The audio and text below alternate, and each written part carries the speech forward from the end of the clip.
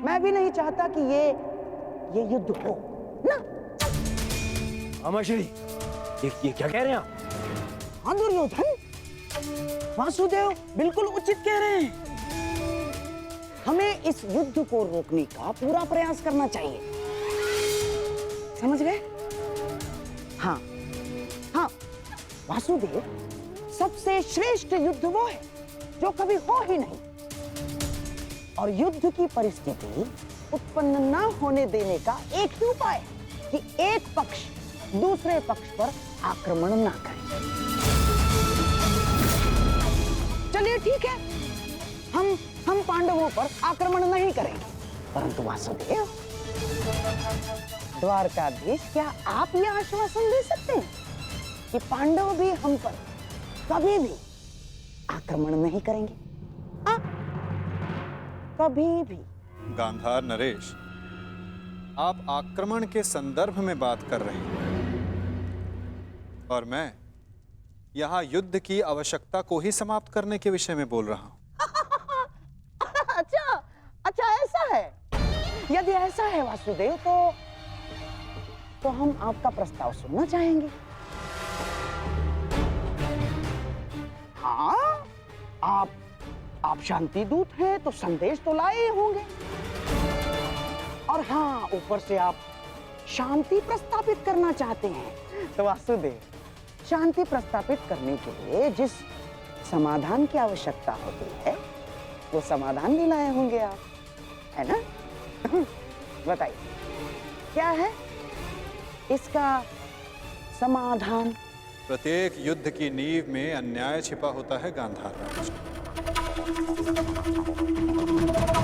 और अन्याय का केवल एक ही समाधान है, और वो समाधान है न्याय।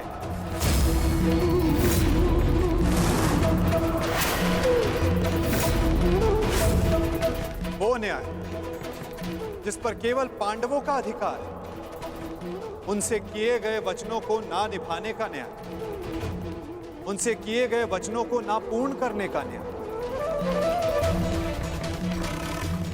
इस भरी सभा में जो अधर्म हुआ, जो अन्याय हुआ, उसके प्रति न्याय।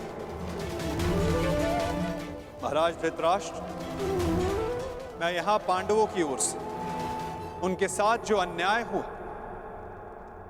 उसका न्याय मांगने आया। कैसा अन्याय वासुदेव? वो अन्याय जो एक धर्म सभा में एक अधर्म द्यूत माध्यम से हुआ था।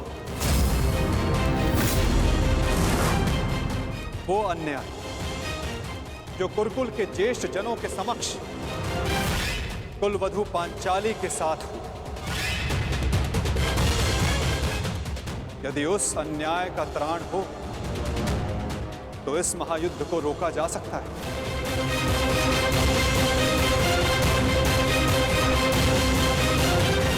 कुरुकुल श्रेष्ठ महाराज धृतराष्ट्र, महामहिम भीष्म, मैं पांडवों की ओर से उस अन्याय के लिए न्याय मांगने आया हूं।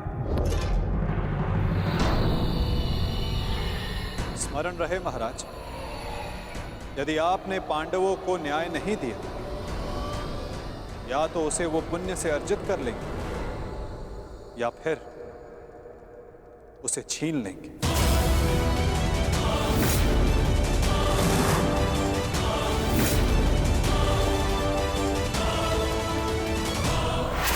अब निर्णय आपका है।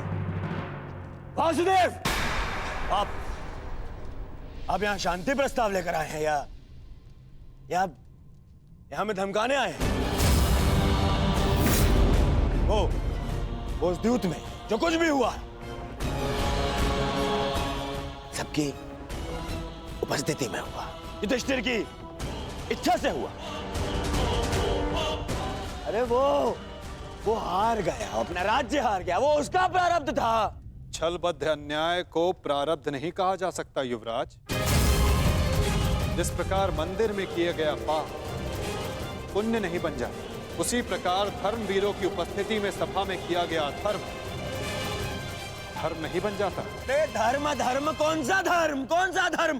कोई धर्म नहीं हुआ। नारी नारायणी होती है युवराज, और भरी सभा में एक नारी का एक कुल वधू का वस्त्र हरण अधर्म नहीं?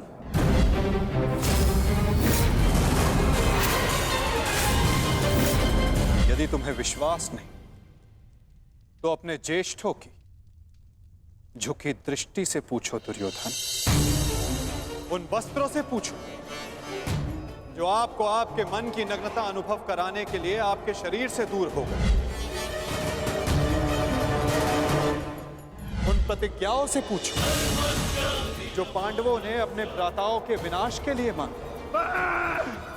ये प्रतिज्ञा लेता हूं और यही जंगल तोड़कर तुम्हारा प्राण दे लूंगा दुर्योधन। उस श्राप से पूछो जो द्रौपदी ने समस्त कुरुकुल को दिया। इस सभा में उपस्थित वो हर व्यक्ति जिसने मौन रहकर ये अधर्म होते हुए देखा, उन्हें उनके मौन रहने का दंड मिलेगा। श्राप है ये अपनी सुता द्रौपदी का। परंतु यदि आप सब चाहें तो पांडव अपनी प्रतिज्ञा को त्याग देंगे। द्रौपदी अपना श्राप वापस ले लेंगे। बस आप सबको अपनी भूल का अनुभव करके पांडवों को केवल उनका अधिकार देना है।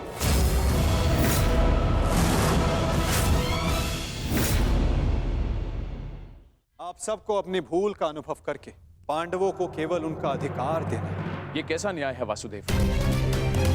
संधि और शांति वार्ता में बराबर की बात होती है। एक ओर से बंधन और शर्तें नहीं लादी जाती। न्याय की मांग ना बंधन है ना शर्त है महाराज, केवल एक निवेदन है। यदि ऐसा है तो मेरा निर्णय यह है कि दुर्योधन, मौन रहो। निर्णय लेना महाराज के हाथ में है, तुम्हारे नहीं। तुम शांत रहो। राजा होने के नाते मेरा कर्तव्य है कि मैं सबकी बातें सुनूं ताछरी, अपने मंत्रणाकारों का सम्मान करूं। दुर्योधन युवराज है, हस्तिनापुर का भवी महाराज है, इसलिए इस संदर्भ में मैं अपने पुत्र और हस्तिनापुर के युवराज दुर्योधन को अपना निर्णय प्रस्तुत करने की अनुमति देता हूं।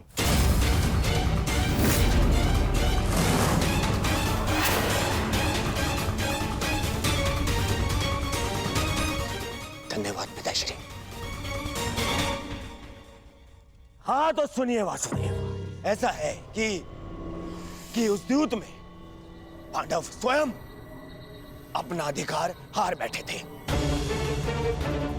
अब ना तो वो किसी भी राज्य का उनको अधिकार है और ना ही राजा होने का।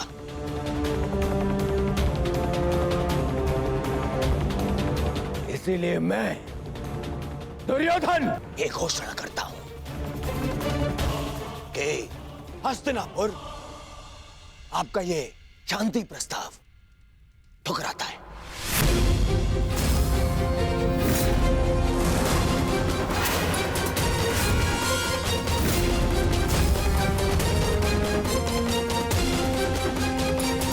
दुर्योधन, क्या तुम्हें इस बात का अनुमान भी है कि शांति प्रस्ताव ठुकराने का अर्थ है युद्ध को निमंत्रण? अपने निर्णय पर पुनः विचार कर लो। बात बात पर विचार करना बंद कीजिए पितामह। बात बात पर विचार कायर करते हैं।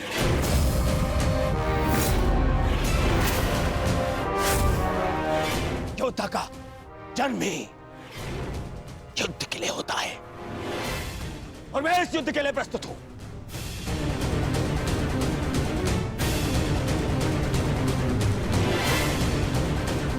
मेरी दृष्टि में उन पांडवों को कुछ भी देने का प्रश्न ही नहीं उठता। बस